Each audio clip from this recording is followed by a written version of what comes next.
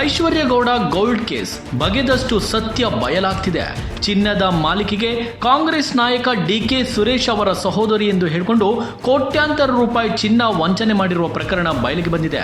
ಅಷ್ಟೇ ಅಲ್ಲದೆ ಡಿಕೆ ಸುರೇಶ್ ಅಂತ ಹೇಳಿಕೊಂಡು ಚಿನ್ನದ ಅಂಗಡಿ ಮಾಲೀಕನೊಂದಿಗೆ ನಟ ಧರ್ಮ ಮಾತನಾಡಿರುವ ಆಡಿಯೋ ಕೂಡ ರಿಲೀಸ್ ಆಗಿ ಇದೀಗ ಆಡಿಯೋ ವೈರಲ್ ಆಗಿದೆ.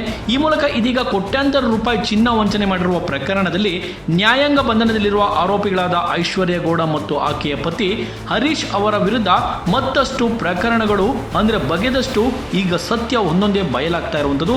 ಅಂದಾಗೆ ನಟ ಧರ್ಮ ಅವರು ಇದೀಗ ಪೊಲೀಸರ ಹುಡುಕಾಟ ನಡೆಸ್ತಾ ಇದ್ದಾರೆ, ತಲೆಮರೆಸಿಕೊಂಡಿದ್ದಾರೆ. ರಿಯಲ್ ಎಸ್ಟೇಟ್ ಉದ್ಯೋಗಿ ಸೋನು ಲಮಾಣಿ ತಮಗೆ 5 ಕೋಟಿ ರು ವಂಚನೆಯಾಗಿದೆ ಎಂದು ಆರೋಪಿಸಿದ್ದು ದೂರು ನೀಡಲು ಮುಂದಾಗಿದ್ದಾರೆ. ಮತ್ತೊಬ್ಬ ಕಾಂಗ್ರೆಸ್ ನಾಯಕರ ಸಂಬಂಧಿಯಿಂದ ಹಣ ಕೀಳುವ ಪ್ರಯತ್ನ ನಡೆದಿರುವ ಆಡಿಯೋ ಇದೀಗ ವೈರಲ್ ಆಗಿರುವಂಥದ್ದು.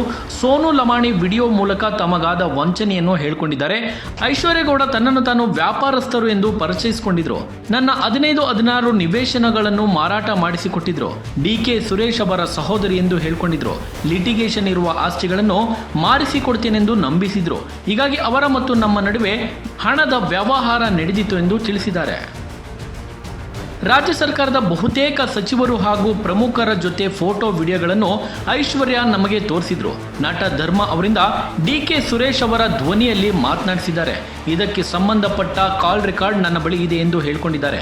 ಕಳೆದ 15 ದಿನಗಳ ಹಿಂದೆಯೂ ನನ್ನೊಂದಿಗೆ ದೂರವಾಣಿಯಲ್ಲಿ ಐಶ್ವರ್ಯ ಮಾತನಾಡಿದರು. ವನಿತಾ ಅವರಿಗೆ ವಂಚನೆ ಮಾಡಿದ ಪ್ರಕರಣ ಹೊರಬಂದ ಬಳಿಕ ನೀವು ದೂರು ನೀಡಬೇಡಿ ಎಂದು ನನ್ನ ಮೇಲೆ ಒತ್ತಡ ಹೇರಿದ್ರು.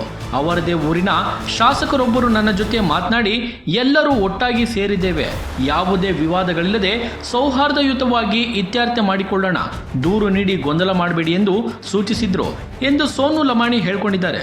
ಗಣಪತಿ ಹಬ್ಬಕ್ಕೆ ಅವರ ಊರಿಗೆ ನನ್ನನ್ನು ಕರೆದುಕೊಂಡು ಹೋಗಿದ್ರು. ವಿವಾದಿತ ಆಸ್ತಿಗಳನ್ನು ನಿಮಗೆ ನೋಂದಣಿ ಮಾಡಿಸಿಕೊಡುವುದಾಗಿ ಹೇಳಿ ನನ್ನಿಂದ ಹಣ ಪಡೆದುಕೊಂಡಿದ್ದಾರೆ. ನನ್ನ ಮತ್ತು ಅವರ ನಡುವೆ ಚಿನ್ನದ ವ್ಯವಹಾರ ಆಗಿಲ್ಲ.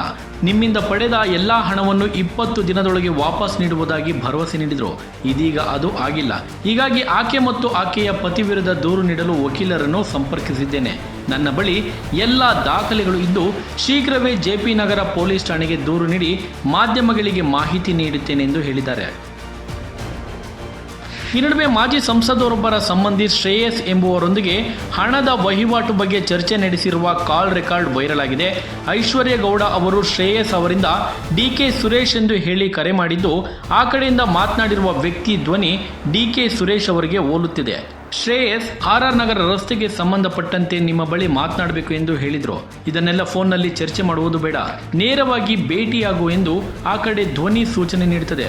ನಾನು ದುಬೈಗೆ ಹೋಗಿದ್ದು ಅಲ್ಲಿಂದ ಬಂದ ಬಳಿಕ ಭೇಟಿಯಾಗುವುದಾಗಿ ಶ್ರೇಯಸ್ ಹೇಳ್ತಾರೆ. ಈ ನಡುವೆ ತಾವು ಸಂಬಂಧಿಯಾಗಿರುವ ಹಿರಿಯ ನಾಯಕರೊಬ್ಬರ ಹೆಸರನ್ನು ಶ್ರೇಯಸ್ ಪ್ರಸ್ತಾಪಿಸುತ್ತಾರೆ. ಡಿಕೆ ಸುರೇಶ್ ಧ್ವನಿ ಹೋಲುವ ವ್ಯಕ್ತಿ ಆ ಕಡೆಯಿಂದ ತಾವು 15 ಕೋಟಿ ರುಗಳನ್ನು ಹೊಂದಿಸುತ್ತಿದ್ದು ಈಗ 12 ರೆಡಿ ಮಾಡುತ್ತೇನೆ, ಇನ್ನು 3 ಬಾಕಿ ಇದೆ, ಅದರ ವ್ಯವಸ್ಥೆ ಮಾಡಲು ಸಾಧ್ಯವೇ ಎಂದು ಕೇಳಿದ್ದಾರೆ. ಈ ಆಡಿಯೋ ಭಾರಿ ವೈರಲ್ ಆಗಿದೆ.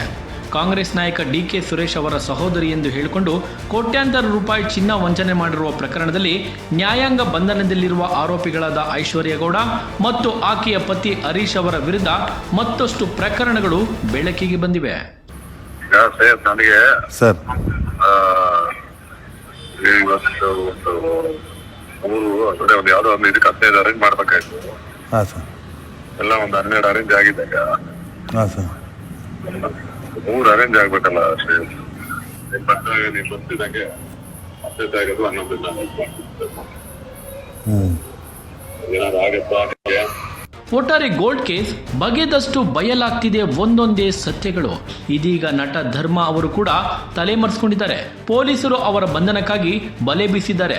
ಅವರ ಬಂಧನವಾದರೆ ಮತ್ತಷ್ಟು ಈ ಪ್ರಕರಣದಲ್ಲಿ ಸತ್ಯಗಳು ಒಂದೊಂದೇ ಹೊರಬರುತ್ತೆ. ಕಾದು ನೋಡೋಣ.